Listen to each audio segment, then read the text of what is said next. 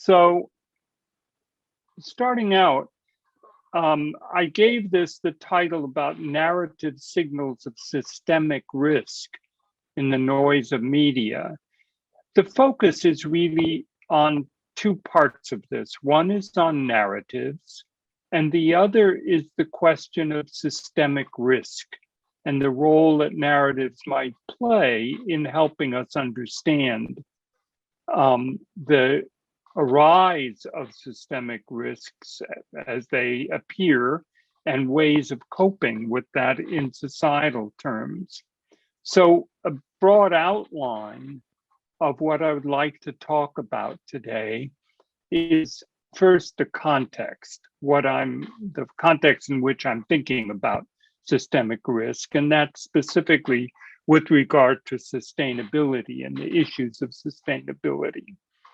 And this probably can be best framed in terms of three trends, if you will: unsustainability, globalization, and digitalization. And these create opportunities, in many ways very important ones and very, very valuable ones, but they also provide problems and challenges, and for many reasons, really enormous systemic risks. We have a way out, we think, for some of it. We have a hope, and that is what it is. It's a hope, it's not a prescription, which is to accomplish the UN Sustainable Development Goals by 2030. There are other ways to formulate the way forward, but that's one of the best known and perhaps most important, because at least at some level it was agreed upon by nearly all parties, all the governments. But to reach these sustainable development goals doesn't happen by saying we have these goals. You can say that I have a goal to run a marathon, but I'm sure you realize that it doesn't just happen that you walk out tomorrow and you run the marathon if you have never run before. So it's a process then that has to go on, and key to that is changing collective ways. Yes, it is really wonderful if you separate your garbage and you do individual things, turn off the lights when you don't need them, etc. But that's not enough. We need, on various scales and at different levels of governance, a degree of collective behavior change towards more sustainable patterns of behavior. So the connection then is between collective behavior change and narratives that I want to focus on, and what narratives have to do with orientation of a society and the motivation for action. A little bit on narratives, on their functions, forms, how we learn from narratives, and then a bit on what we're just really beginning to explore further is narratives in digital media, and specifically, again, narratives which address sustainability issues, and how we get to the ways that these narratives in digital media, but also in legacy and standard media, newspapers, radio, TV, how they function and how they may help us in thinking about early warning of potential systemic risks, and also to understand those that we are directly engaged in, such as the pandemic. And finally, a little bit on a research and action agenda. How do we really develop new studies of narratives and find ways to use those as qualitative basis for modeling of complex systemic risks? And then let's figure out how we join in enacting a shared narrative that we can support that leads towards sustainable futures with justice and equity for all. So that's the overall, just so you know where I'm going with all this. So background, I think it's worth telling you kind of what my assumptions are and what underlie what I'm talking about from here on. First of all, and much of this is not new, I'm sure, but just worth being clear and essentially exposing my assumptions and prejudices, if you will, in the way I go about thinking and about these things. First of all, that society and nature are not separate by cultural definition, but they're part of an integrated system dynamics process that evolves together. They are coupled fundamentally and deeply. Second, and in part because of that, the use of really effective integrative social, ecological, economic models and diverse, and I should say multiple sources of knowledge, not just science per se, or a particular type of science, is really essential. What also matters a great deal is the idea of emergent processes, of paying attention to this. And I'll come back to this. I mentioned the idea of the trends and observing trends and looking for emergence in patterns that we see is really important for several reasons, one of which is that causality is not clear. In fact, it's very often hidden in the feedback loops, which may span tremendous range of time and space. So something that is done right here, right now, may have an effect right here, right now, but it might have an effect 50 years later in another part of the world. And we don't always know what that coupling is. So we have to be careful about the way we think about causality in this sense. That goes back then to understanding trend patterns and correlations with care about correlations in complex systems, rather than limiting our thinking to linear causal explanations. So if I do that, then this will happen. Well, yes, maybe this will happen. So if I do A, B will happen, always.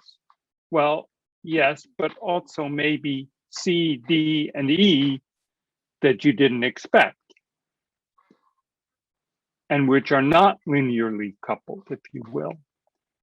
It's also very important, and this comes up in a number of different ways, particularly when one thinks about engineering aspects and technical domains, that one also considers relationships and values, that we identify these values and the relationships in our societies, which are crucial. And one way of doing that, which is much of the focus of my work at this point, is understanding narratives both of identity and narratives of the future, of visions, of imagined futures, because they shape and reflect our worldviews and our decisions in ways that we, in many cases, recognize and in ways we don't necessarily recognize. So let me come back then to the core of what kinds of questions I'm asking and I'm interested in this in regard to narratives, and that is sustainability and a bit about sustainability. So I mentioned the trends, unsustainability, globalization, digitalization, and these trends are important because they are clearly a factor in so much of what we are dealing with today, whether that's the pandemic, whether it's the power of the large digital companies, Apple, Microsoft, Facebook, Twitter, etc., and those who do not have that power or access. And globalization, you can think of it also in terms of how it affects the way all of humanity is coupled, but very differently in different places. So sustainability is obviously viewed normatively as essential, perhaps even existential. I mean, do we really continue to exist as humans on this planet if we don't solve problems of sustainability? Serious question. We have an increasing global population, indeed, and that is the basis of a lot of these issues. But there are also regions of aging and decreasing population, Japan being one of them, clearly, but certainly not the only one by any means. And that causes significant shifts in balances of trade and power and access. There's also, for example, with climate change, there's a very long time scale because of the lifetime of carbon dioxide in the atmosphere, but it has impact both on short and long time scale, but also spatial scale. It's not just where the emission occurs, it ends up being global, but the impact is also, again, local. We certainly see lots of cases of rapidly rising consumption as population access to resources and financial basis has changed. What at the same time, the disparity has increased, and there are many people who can barely survive, if at all, while others have more than enough. So this also leads to pushing both climate change, but also resource use, the critical resource limits, which has been very well characterized from about 2009 on as the planetary boundaries view. But it's not just about planetary boundaries in terms of physical and biological resources and needs for them. Those are absolutely there and critical to understand them and recognize what we do with them. But there's also the question of individual and community well-being, the questions of health, of a culture, of giving hope, not just saying, you got to do this because otherwise the sky's going to fall. That doesn't motivate people very well. Hope does. So these are, if you will, immaterial but critical aspects. So put it all together, sustainability is a normative hope, a normative aspiration, wish, goal for a just and equitable well-being among all humans within the limits of available natural resources on a clearly finite planet, a little blue marble in the middle of space.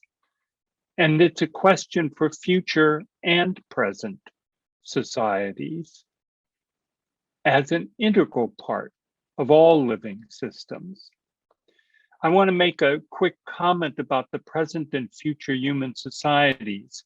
One of the marvelous fellows that we had at the Institute for Advanced Sustainability Studies in Potsdam last year, he was there for about a year, is a wonderful man named Mike Palmer, who is from Wales, the country of Wales in the United Kingdom. And he was involved with a number of others in crafting I believe it is still the only legislation that decrees that the government must address the question of future generations in current legislation. think that's a very interesting step. Not an easy one to then develop, but I think it is quite a remarkable achievement, and we'll see where that leads over the next years. So then the question comes, how do we move societies towards these sustainable futures? And I use the word sustainable futures rather than sustainable development, because development is loaded. That is, development of what? The usual sense is economic growth. Is that the right model? That's debatable.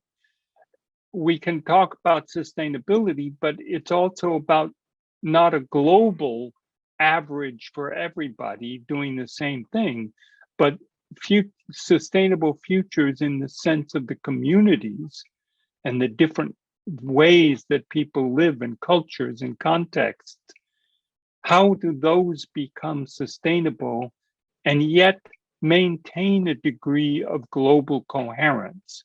So one is not fighting the other because of the conflicting approaches or ways of adapting to a sustainable future. This is a huge challenge, obviously, and not one that will be carried through very quickly, though the SDGs have these requirements that are supposed to be accomplished by 2030. We can make our own assumptions about that. So there's where we want to go. What's the problem? Why can't we just do that? Well, I think there are a lot of things, and again, this is probably fairly obvious, but let me pick on a few of them that are maybe most concerning. One clearly is the nationalism and extremism that has not shown up new, but has been resurgent, has been rebuilt, if you will.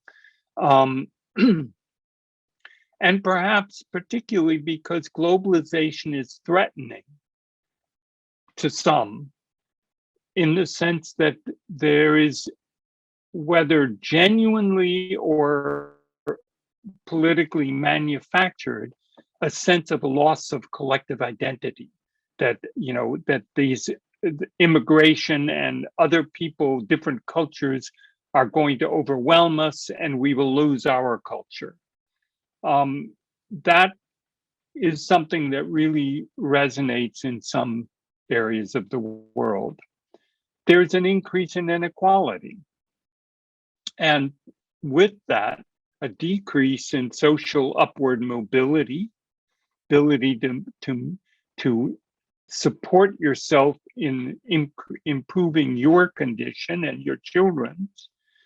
And the inequality itself leads to a great deal of instability ultimately in the society.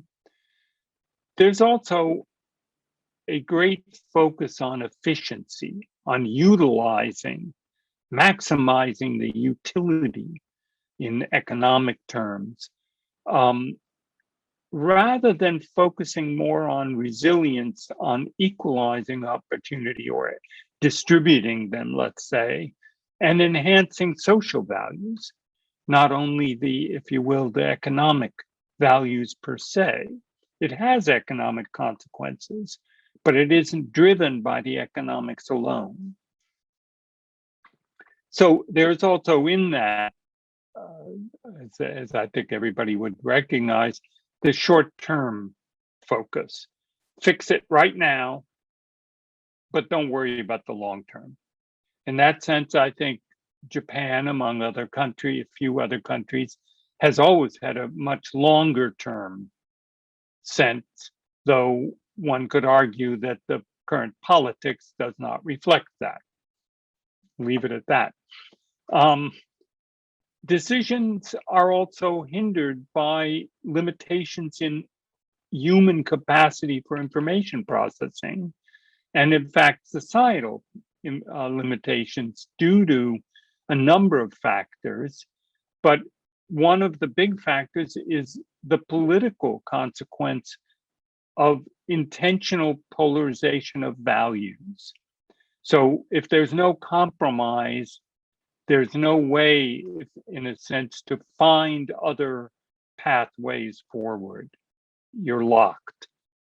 And the complexity of situation for decision-making, complexity of the reality around us, means that there's enormous loss when decisions cannot be made. And the bottlenecks in, for example, the US Congress in the past several years have been an unfortunate illustration of precisely that. There's also behind that the difficulty in understanding complex systems, systems which have multiple connections, nonlinear, that we cannot, in a sense, wrap our heads around the whole thing. We see parts of it, we act on those parts, but we often end up acting in ways that only produce new problems. We can't help that, but we can try to think ahead of that to the degree that we know we're blind about some of it. We always ignore some things because we cannot simultaneously process all of that, though there are things we're learning, partly from machine learning approaches, but again, one has to think carefully about what those tell you and what they don't tell you. That leads me to the question of how can narratives come back into this story to orient us, to guide us, to motivate us, that allows us to overcome some of these hindrances and move towards sustainable futures. In doing that, I want to briefly mention the framework in which I've been working over the last 12 or 13 years since I started this, the Classica Alliance. The Classica just comes from the acronym for knowledge, learning, and societal change, which is an alliance I set up in about 2008, I believe. And it is an effort really to understand knowledge, meaning making, in other words, learning, making meaning of ideas, and societal change are interconnected, and specifically to focus on collective behavior change, on narrative expressions of vision and identity, and more on that shortly, and to develop innovative approaches for understanding dynamics of collective behavior change and social movements towards sustainable futures. A brief note on social movements. Obviously, many people have thought deeply about the question of social movements and characterizing them, whether that's for gender equality, whether it's for food access, for land tenure, many different issues of civil rights.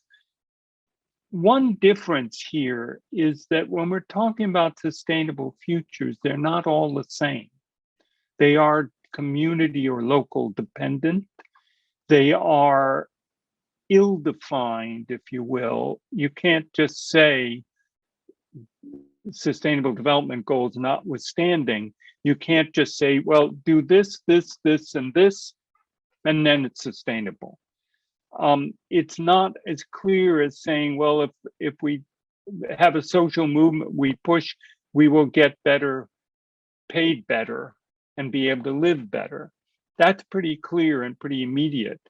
Sustainable futures is less so, and that makes some of this more difficult. And then using the understanding from Classica and narratives to understand how to support innovative solutions towards pathways to sustainable futures. That was the goal of the Alliance and remains so. So now let me talk about narratives of vision and identity.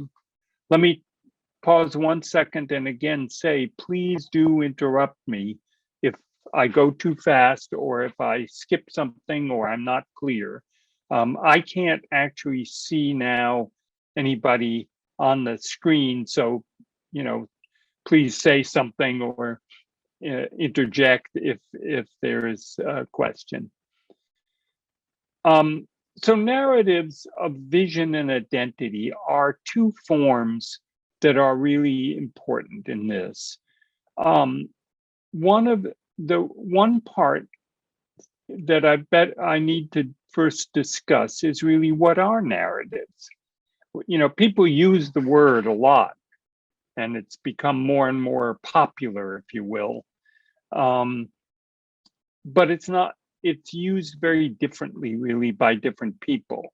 In literature, it's certainly in scholarly studies, it has specific meanings. The sense that I'm using it and that is being more increasingly used in science, social science in particular, and humanities, is the idea that narratives are more than just a story and characters and a particular scene. They crucially reflect social values.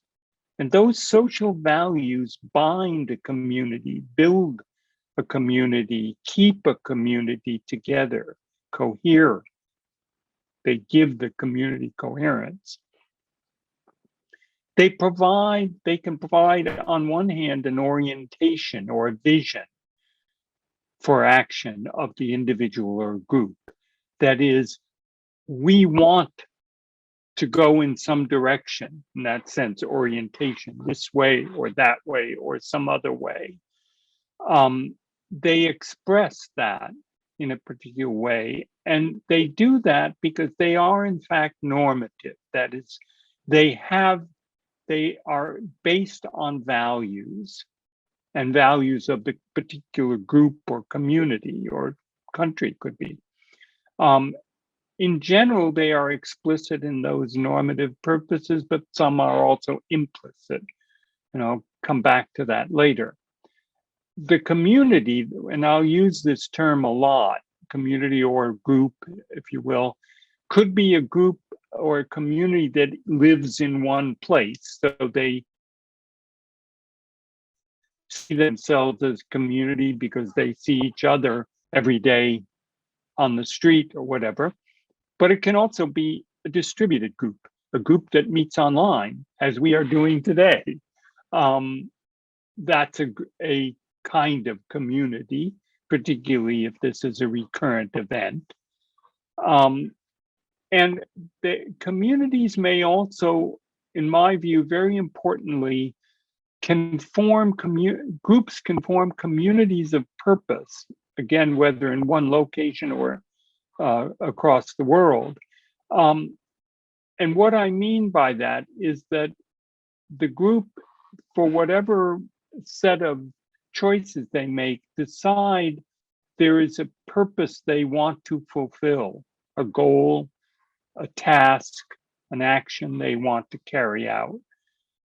What's interesting about a community of purpose, as opposed to Wenger's communities of practice, is that this may be a very heterogeneous group with heterogeneous ideologies, perspective, etc., but a singular goal, purpose.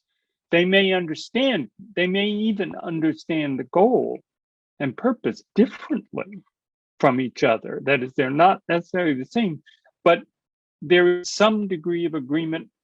This is what we want to do. And that becomes important as a way, again, of keeping that group together, recruiting it and keeping it together. I'll come back to that later when we talk about digital media and narratives.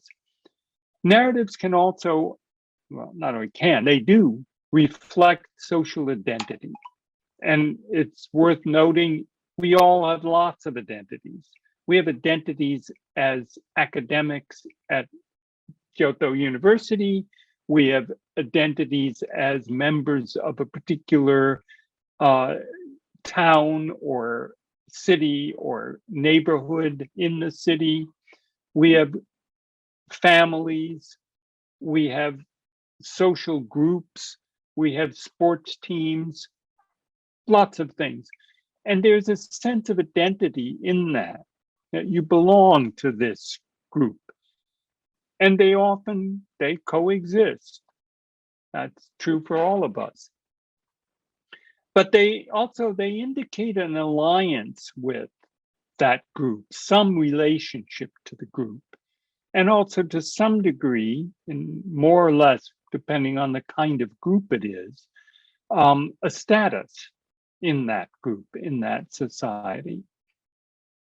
There are cases where these multiple identities may lead to conflict because the groups expect a kind of identity, and there may be people may be pushed out because of lack of confluence of their identity with the group identity.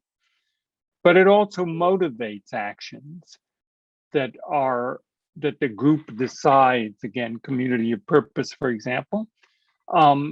But it also may be that it motivates if you are not in group. You may say, well, I don't want to be part of that action or direction. So the identity plays a role in making that kind of motivational choice. And there's another rather interesting point that seems quite important in this.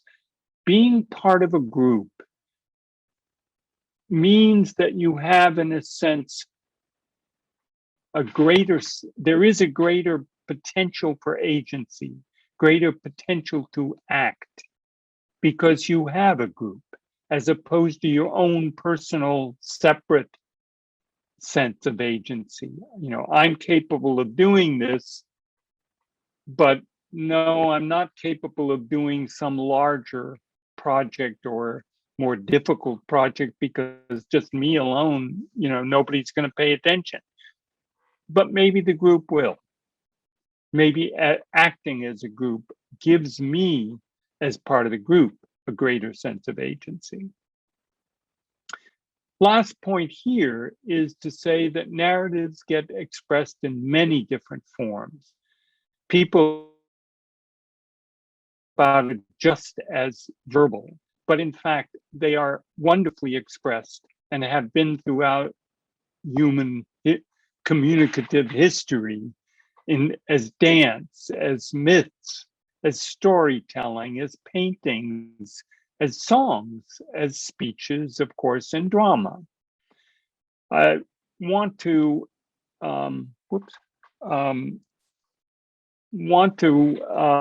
bring up a quote that I find very helpful from Margaret Summers' book in Theory and Society, that new approaches define narrative and narrativity, the process of narration, as concepts of social epistemology and social ontology. So knowledge in the society and the sense of being of who we are.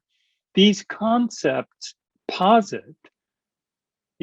are based on that it is through narrativity that we come to know, understand, and make sense of the social world. And it is through narratives and narrativity that we constitute our social identities, what I was just talking about. A narrative identity approach assumes people act in particular ways. This is really interesting, because not to do so would fundamentally violate their sense of being, of who they are in this way, at that particular time and place. So people act, all of us, act in ways that, if you will, reinforce or maintain our sense of social identity.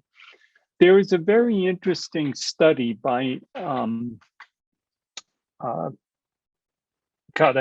Kahan, but I can't remember his first name. Anyway, who did a very interesting study of farmers in rural Appalachia in the U.S.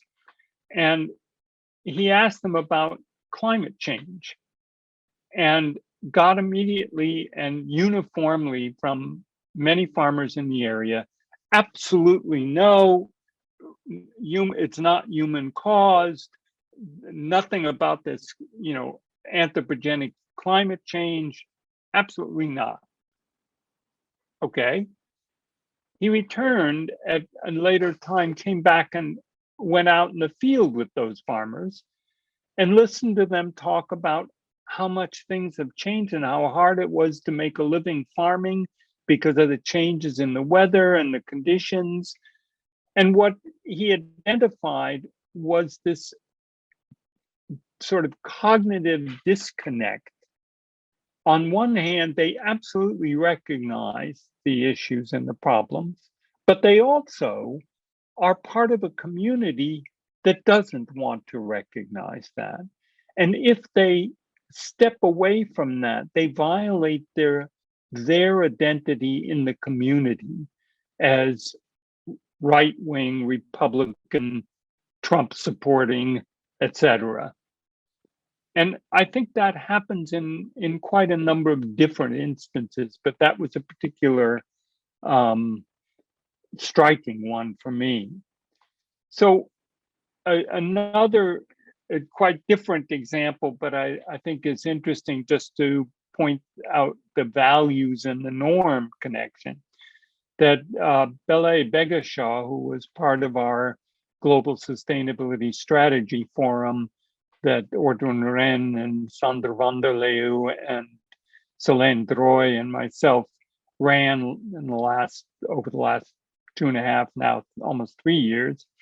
And at one point, at the couple of years ago in Fukuoka, in fact, at the World Social Plans Forum, he brought up this idea that in parts of Africa in the society, what gives you status according to the norms are the size of your herd and your body mass, how big you are, is a question of success. I mean, how much fat you have, basically. Planting seeds, however, for a pastoralist, is a matter of humiliation, because it's and in that sense, those who are grazing cattle look down on that. So that's outside the norm. Land tenure is also very much in most of the societies, is very much a gendered ownership and right of succession, passing to the men, not the women. There are some exceptions. In any case, these social norms that he discussed are very much reinforced by narratives in different forms and communicated differently in those cultures, but they are there in a sense to maintain that structure. So it becomes difficult, if you will, to get that collective behavior change, because there's so many things that impact on people continually to reinforce that. That's in a sense one side of it. Another side is to look at the narratives, the symbols, and the rituals, which also convey a community resilience and the capacity of the community as a community to manage all of the difficulties that do come up inevitably for all humanity. And they're doing it in quite remarkable ways. So I had the privilege to visit with Okada Sensei, who's worked there for many, many years, 30 some years now, the town of Chizu in Totori-ken. And there was, for example, a booklet of folk tales that even was translated into English, and I found absolutely wonderful. But also participating, being able to, or not participate, but observe a ceremony, annual ceremony in the town that everybody, it became a sort of a central point at the time of the ceremony. And the rituals of that are part of, in a sense, maintaining that community in the face of dwindling and aging population, not to mention the immediate consequences of flooding, landslides, earthquakes, etc., the threats that are there. Landslides were a major piece of the story of the Majia township in Taiwan, sort of central southern Taiwan, which I had the privilege also of visiting with several of our colleagues, in particular Tsai Hui-min, several years ago. And what is interesting is there was in the Typhoon Morakot in 2009, a couple of villages in a particular valley were just totally wiped out, and I think several hundred people killed. And in order to find a place for them, they basically, an existing township expanded and divided itself in a very interesting way to incorporate the communities that had lost their homes and land due to the massive landslide. What's particularly interesting to me are, in these three lower images, the images that maintain the sense of identity for the different parts of this village. The local chieftain on the left, next to a symbol of her tribe, her group. In the center was a central communal gathering point that had in bronze carved elements of the origin stories of each of the four communities that now were banded together in this township. And on the right was, and it's a little hard to see, but there was an older gentleman in the back standing behind this sort of purple stand, who had painted this mural on the wall and on the house that represented the village that had disappeared, as a way of maintaining a connection to the way of life that was there, keeping that sense of community in a totally different circumstance there. Other examples of this are where there are ways to stimulate questions and open dialogues to lead to new narratives. And I've been very impressed from my first connections, first seeing it, to Okada Sensei's Yonmen Kaigi game, if you will, a role-playing process for designing the future, which is represented in the top left. But to the right of that are two examples in Chizu also, where a particular couple, the Watanabes, have set up both a brewery and a cafe, basically, but they've also opened a restaurant in that area that serves as a center for dialogue, as a mutual learning environment where people can come together. And it was a very interesting mix of people, different ages, different backgrounds, but who were trying to sort out how they survive, how they thrive as a community. What was quite wonderful is that there were 4 women who have banded together in an entrepreneurial way to move forward. I won't go into the games and examples below for now for lack of time, but we could come back to that if it becomes relevant. I'll just mention 2 more interesting cases. The Yama Sensei's Café Philosophique, which I enjoyed enormously in Higashi Miyoshi. And there's an image on the right of a 1,000-year-old camphor tree, which in that sense serves as a symbol narrative of identity and resilience in the community. Very briefly, and I don't have time to go into this, I spent some very interesting time in Inuit cultures and Athabascan Native American, the Inuit on the left, the set of pictures in Point Barrow, and on the right, Athabascan community in Fort Yukon. And there, one reason I included the picture is on the lower right, 2 photos of their increasing use of digital media, and also as medical intervention, but also as a way not just of sort of physical medicine, but also as a way of dealing with the endemic problem of suicide and depression. Let me come back to narrative expressions. So let me say a little bit about ways of analyzing these that we came up with from the Classica Symposium in 2018.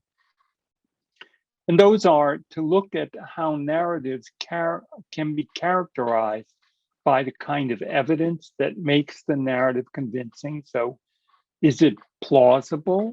Do you associate it with something you think makes sense? How is it framed? What's the context in which the narrative is embedded? Is it normatively affirming? Does it fit with the core values, the norms of that society? Is it emotionally stimulating? Does it sort of catch your interest and attention? And does it provide a kind of incentive? And I would see that as a kind of anticipated emotional and social reward as a driver for action. Very briefly, we looked at a number of cases as part of a project with Sato Tetsu Sensei that I worked with him on for about 6 years at Chikyuken, through Chikyuken. And we picked a couple of cases, one in Malawi that he worked on, and one in Martinique that Grit Martinez looked at, and used those to identify these 5 components in those examples of fishing in Malawi and food security in Martinique. So let me now go to the question of digital media. Narratives are narratives are narratives are narratives, but there are differences in the media. And particularly, we have a group that came out of the 2020 Classica Type A Symposium on digital narratives.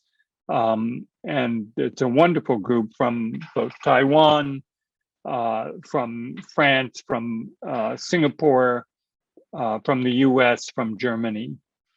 And we've been working since last October together to sort of harvest what we've learned from the symposium, but then since then in explorations of digital media and narratives which address sustainability.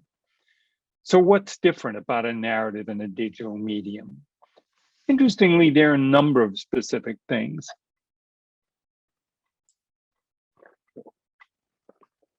First of all, as it's quite obvious, and many of you are probably deal with some social media, there are many forms of communication rather than the legacy conventional top-down TV or newspaper formats.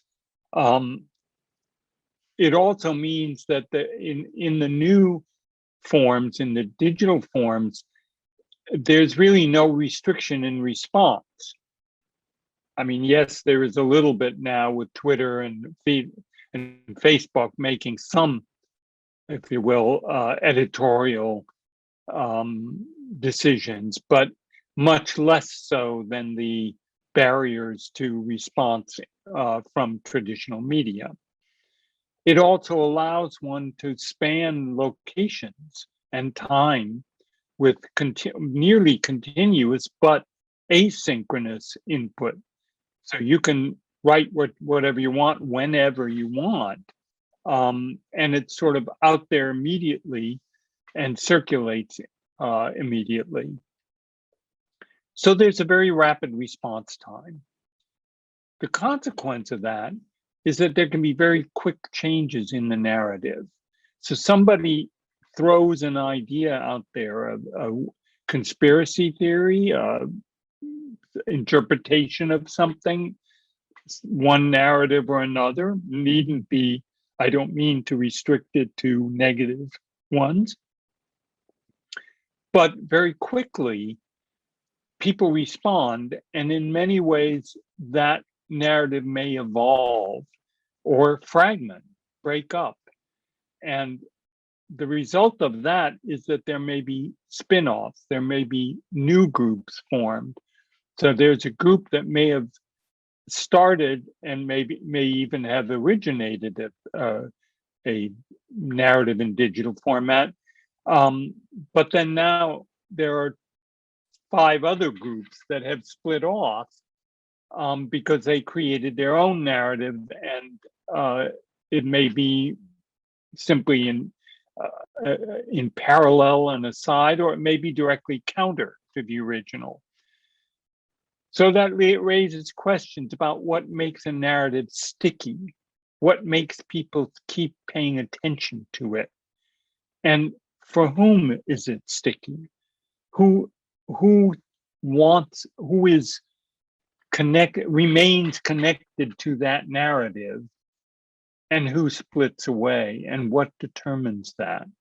Those are questions that should be looked at, that we are trying to look at, but are important ones. I'll give you an interesting example that only recently I've come to be aware of, and have had some very interesting discussions with Okada Sensei and Kajitani Sensei and Sherry Towers, also a fellow at Institute for Advanced Sustainability Studies last year, and is at Purdue University and her own consulting company in the US now.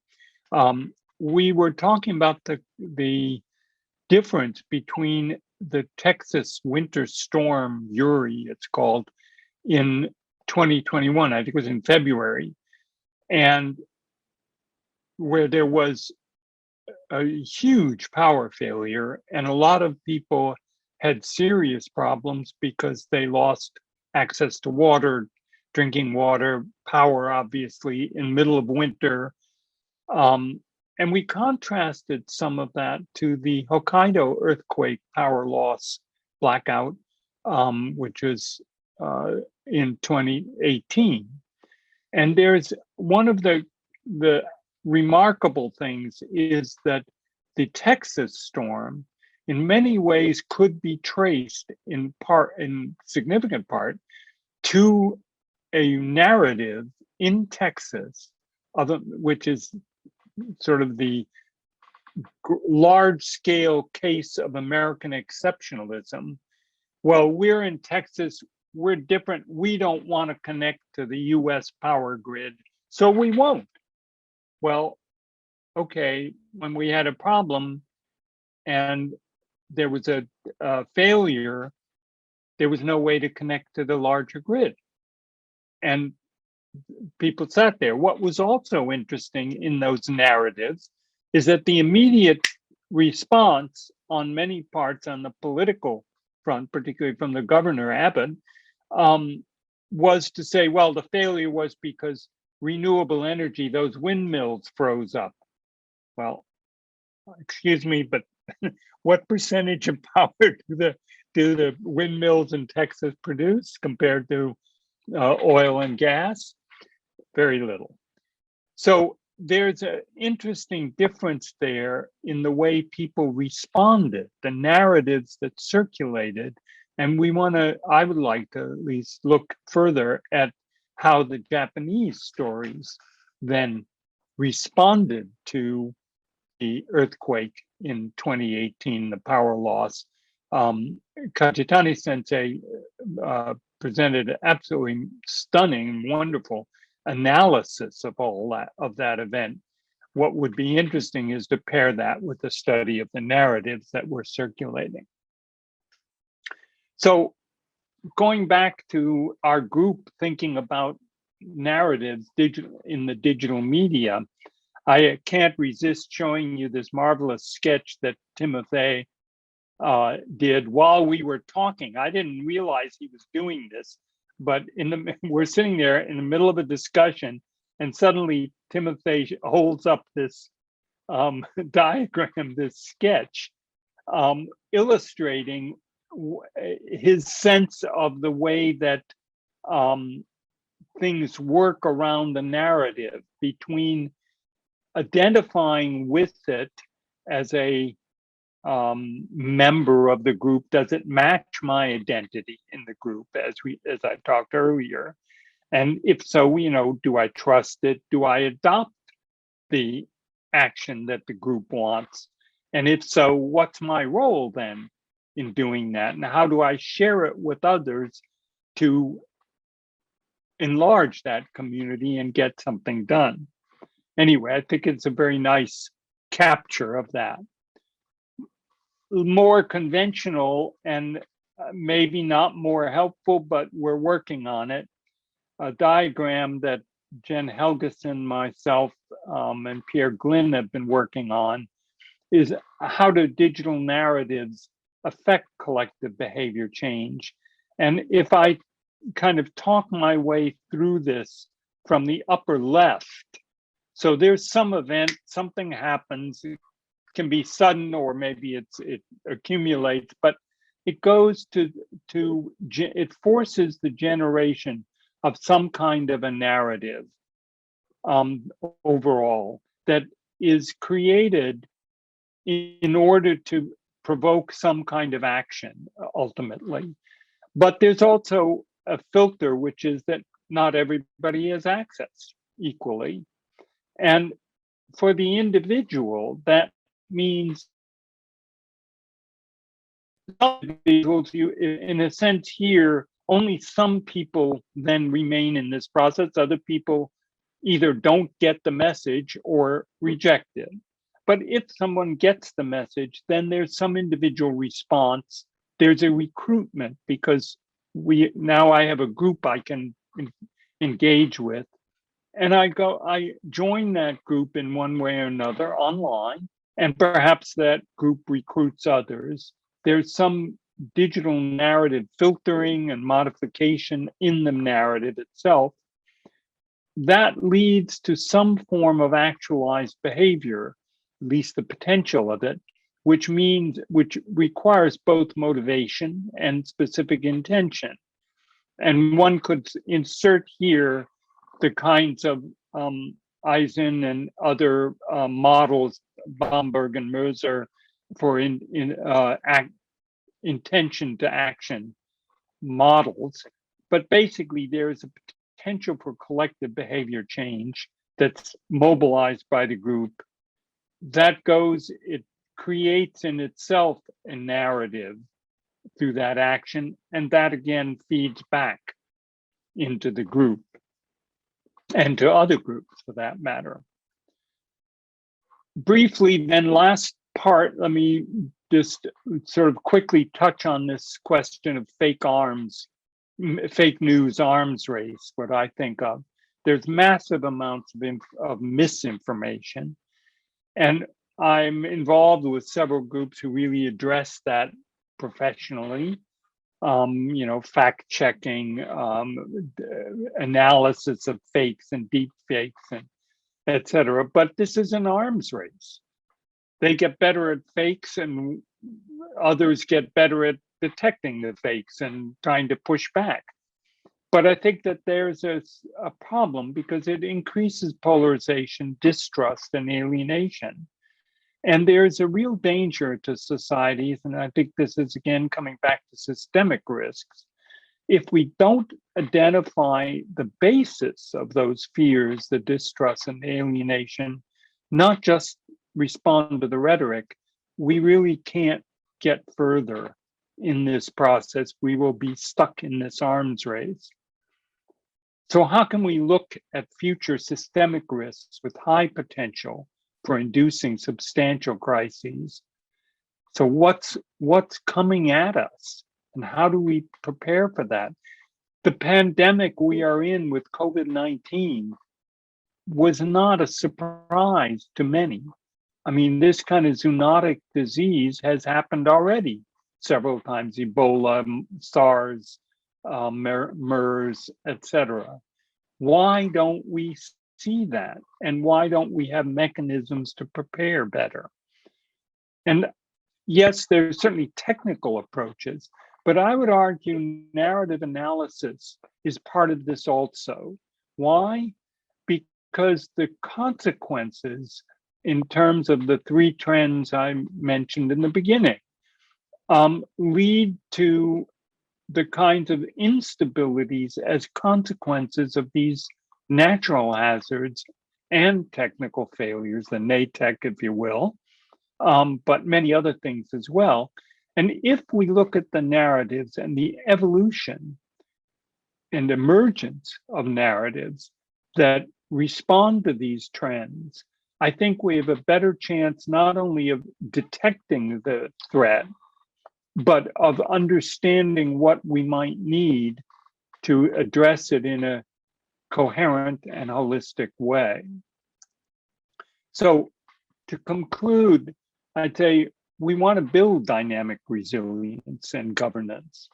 We want to work through networks of communities at local to regional scale. If you will, it's networks of collaborative, polycentric, adaptive governance, rather than waiting for a global agreement on anything. We need to understand and address the dystopian narratives and identify the basis of alienated identities and actions, and then find, reinforce, create narratives constructing a democratic basis for valuing the common good. To recognize and act for everyone how that is a benefit, not a hindrance.